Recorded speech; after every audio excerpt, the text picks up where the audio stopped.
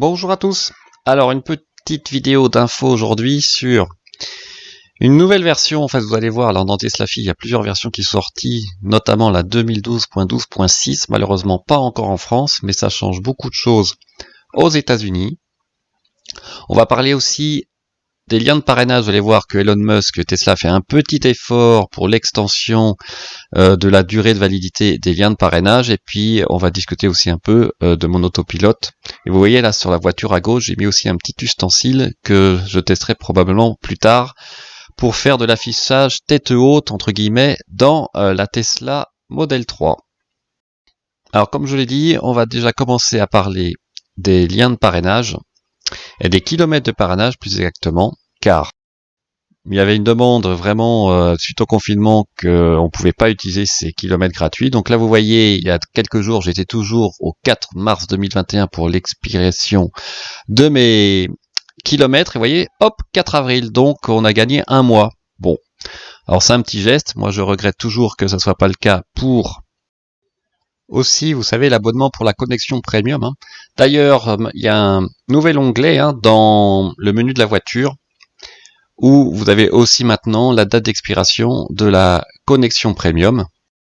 Et quand vous cliquez dessus, vous avez toute la description des avantages de la connexion premium. Alors ce qui est intéressant, c'est ce qu'ils mettent quand même que ok pour les cartes à vue satellite, visualisation du trafic en temps réel, diffusion de la vidéo et musique, karaoké et un navigateur, Internet via le Wi-Fi ou le réseau. Donc ça veut dire qu'il faudrait peut-être la connexion premium pour avoir le navigateur Internet, même via le Wi-Fi par exemple. Je suis un peu circonspect, je suis quasiment sûr que le karaoké ou YouTube, voire le navigateur Internet marcherait avec un abonnement simple et le hotspot Wi-Fi depuis votre téléphone. Alors quant aux nouvelles versions, vous voyez là, il y a déjà, je vais parler de la 2020.12.6, mais il y a même la 2020.12.10 et même une nouvelle encore ce matin qui vient d'être mentionnée sur Tesla Fi. Alors sachant que la 20.10 c'est plutôt pour la Model S, Model X, pour vous savez le départ en mode guépard, le launch mode, mais les améliorations pour la détection active des feux et des panneaux, ça c'est aussi sur la 2020.10.6 qui est a priori distribué maintenant. 12.6 pardon, pour toutes les voitures, alors que la version, la 12.5, était plutôt pour les bêta-testeurs. Donc ça y est, c'est vraiment en train d'être diffusé largement aux États-Unis. C'est ce que confirme aussi le site Teslarati, vous voyez, avec ce tweet qui concerne la 2020.12.6. Alors concrètement, qu'est-ce que ça donne sur la route? Là, vous allez avoir un exemple concrètement à un stop, vous voyez, il lâche le volant, il est en mode autopilote, un stop, un feu rouge, et la voiture s'arrête toute seule au feu. Par contre, pour redémarrer, il faut, vous voyez, le volant tourne quand même toute seule en autopilote, il faut quand même appuyer sur l'accélérateur pour confirmer que l'on veut repartir. Et ça sera aussi la même chose si le feu est vert. La voiture va ralentir toute seule et il faudra soit appuyer sur le commodo ou appuyer sur l'accélérateur pour continuer à avancer.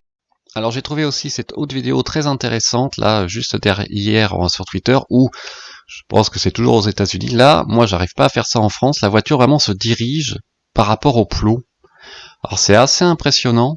Vous voyez, on a bien les plots qui sont montrés sur l'écran, et la voiture, là, il n'y a pas de ligne blanche. Et alors, faut quand même se méfier parce que moi, des fois, elle passe vraiment, par exemple, très près des trottoirs. J'ai même frotté une fois.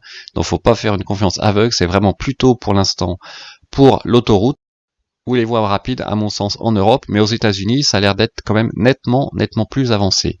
Et là, je vous l'ai montré avec ma propre voiture. Donc bon, moi, j'ai pas encore la .6. De toute façon en Europe ça sera pas actif. Vous voyez, j'arrive à un rond-point et il se passe rien. J'ai pas de ligne blanche qui se met au niveau de l'écran ou un signe d'arrêt, alors que j'ai trouvé une autre vidéo sur Twitter où a priori sur une sorte de rond-point en Angleterre, la voiture prenait le rond-point et s'arrêtait. Donc il y a quand même a priori des grosses différences. Et là vous voyez, je suis juste au régulateur et il y a une voiture qui est garée et là la voiture elle comprend pas qu'il faut continuer à aller un peu sur la gauche. Lorsque j'aurais mis l'autopilote c'était pareil, elle aurait ralenti complètement parce qu'elle voit la voiture qui est juste en face, donc elle comprend pas qu'il faut se décaler un peu. Mais ça veut bien dire que pour l'instant, en tout cas à mon sens, la conduite autonome en ville est encore très loin. Et la dernière info dont je voulais parler, c'était pas du mode guépard, vous voyez, sur les Model S notamment, qui augmente encore le 0 à 100, mais c'est plutôt le fait qu'ils ont a priori amélioré de jusqu'à 3 fois l'endurance thermique des batteries, qui s'échauffent évidemment quand vous faites plusieurs accélérations très fortes. Et c'est intéressant parce que on a toujours dit que la Porsche Taycan était plus efficace en termes de refroidissement des batteries, vous savez, pour faire plusieurs 0 à 200 plusieurs fois de suite, qu'elle arrivait à tenir la cadence plus longtemps que la Model S. Mais quand on regarde un peu le système de refroidissement quand même en niveau énergétique, c'est-à-dire les calories dispersées par la Model S et la Model 3, c'est quand même nettement meilleur que la Taycan d'après ce que j'ai vu. Par défaut, après, je pense que c'est le système de circulation fluide qui est beaucoup plus rapide, ou le volume qui est beaucoup plus rapide au niveau de la Taycan. Ce qui fait effectivement que si sur la Model S notamment ils augmentent le rythme de circulation du fluide, on va dire qui va refroidir entre guillemets la batterie, on peut, comme l'efficacité de base est meilleure, on peut vraiment s'attendre à vraiment un refroidissement encore plus performant de la batterie, notamment sur la Model S. Voilà, bah écoutez, dites-moi ce que vous en pensez. Merci encore pour vos encouragements. N'hésitez pas à laisser des pouces bleus, des commentaires et à utiliser mon lien de parrainage si le cœur vous en dit. À très bientôt. Au revoir.